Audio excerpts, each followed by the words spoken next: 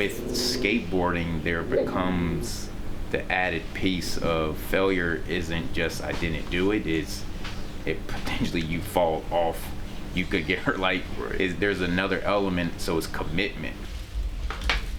You know, skateboarders are always talking about finding their line. They want to practice their line, they're always perfecting it, they're always trying to like create a new one. If you're just watching skateboarding videos but you're not a skateboarder, you wouldn't understand that.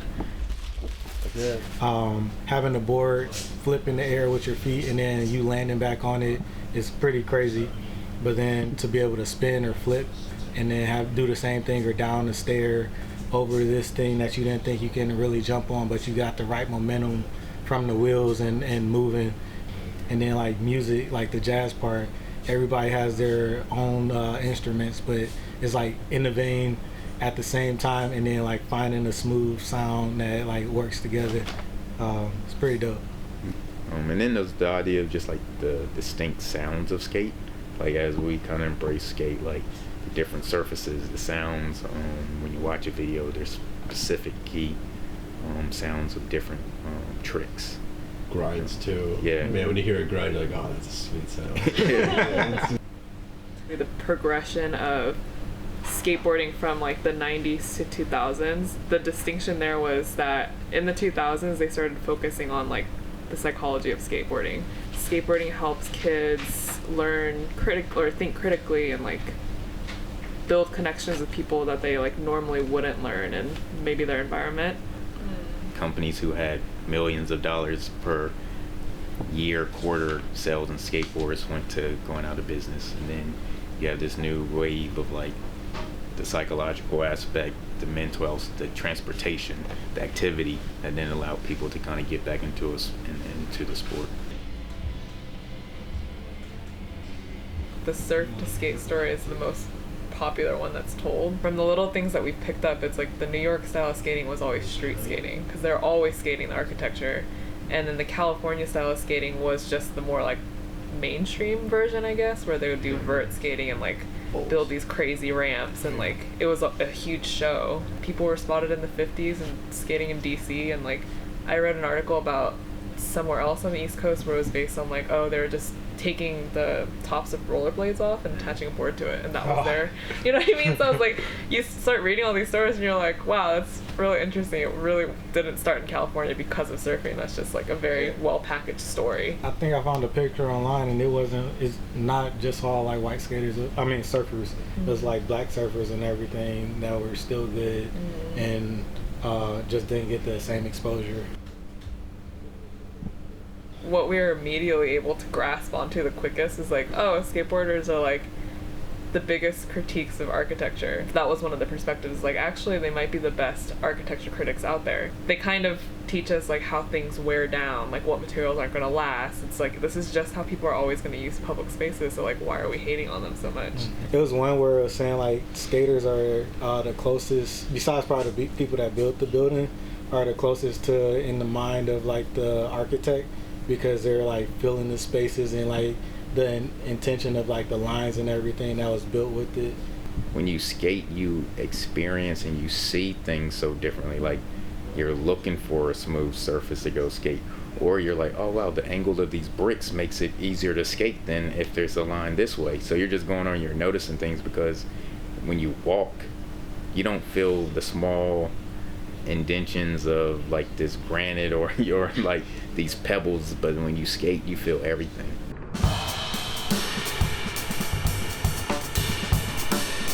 This has a variety of color combinations. Sure. Sure. So there are actually some negative logos on this. Oh, that's cool. Yeah, that's right. I love product development. That's what was fun, to learn about it and then find people who were very much interested in it. And I found one man, he was so good. He's now in LA. What's that? Yeah, that was one of the first ones. I have since learned more about fingerboarding. You can see my error. You hit your trucks on that. The only sculptures that are really going in here right now are the small SB ones, and those could almost line the wall that you before. So we could even put it in the middle of this space. Okay, good. Purchase. Yes. Back area, we're calling it the pink room. So this will have some like acrylic on there, and then also like SB culture type stuff. So everything that we've rented from SB we'll put in here. There's also the possibility that skateboard to scale ramp could be in here as well. That music kind of experience that's interactive is gonna go here, that Ezra is working on. So that'll go under the steps, and we just need to allow like 2 feet for people to be able to interact with it. So outdoors, we're gonna shut down this block from Davis to kind of halfway down to this area. We'll have Skate Like a Girl holding their skate sessions.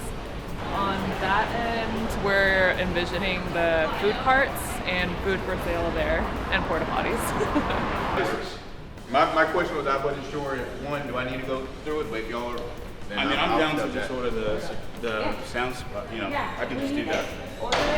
Because we have 4 PA speakers just at Wyden already with 2 subs, and I can get it figured out where we probably don't even need to rent anything. All right. The only thing that we would need to rent would be lights. Okay. So that's where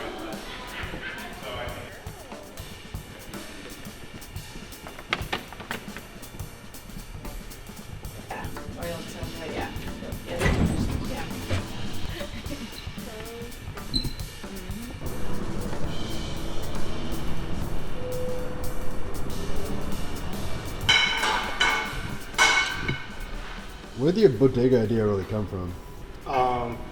The whole skate scene with like the New York vibe, so the kids would go skate and then they'll be skating all day and then need something to drink or some snacks to keep themselves going. So stop at the corner store.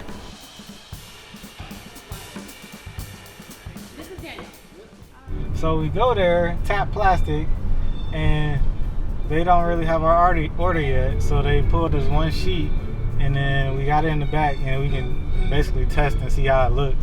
But that's about it. We can't finish the wall.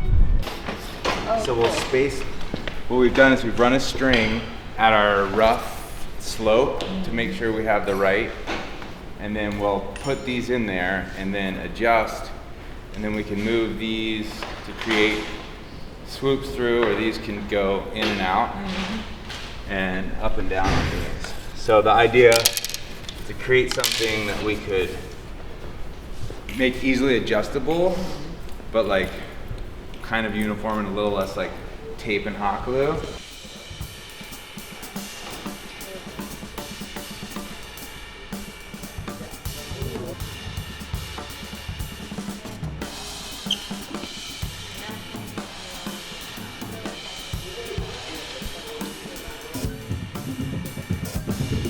So Rich is the creator of this baby.